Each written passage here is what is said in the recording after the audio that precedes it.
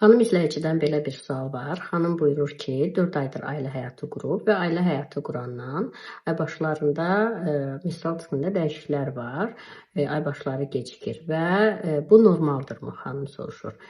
Təbii ki, yeni ailə həyatı hər bir xanım üçün yeni mühitə uyğunlaşma, psixoemosional gərginlik deməkdir və bu da hormonal sistemə təsir göstərir və özünü həm ay başları gecikməsi şəklində, həm ay başlarının tezləşməsi qanaxmalar şəklində göstərə bilər.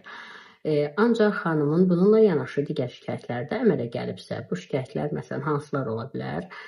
Kilozda dəyişikliklər, kilo artımı, saç tökülmə, dərinin yağlılığının artması, irinli civcələrin əmələ gəlməsi, bu şəkildə süd vəzlərində gərginlik və yaxud da ki, gilədən ifrazatın gəlməsi və s. Yəni bu şikayətlər də varsa, onda xanım mütləq həkimə müraciət etməlidir. Çünki bu şikayətlər, həm də aybaşlar siklində dəyişikliklər hormonal pozğunluğun göstəriciləri ola bilər və altda yatan səbəb hormonal problem aydınlaşdırılmalıdır və uyğun müalicə alınmalıdır.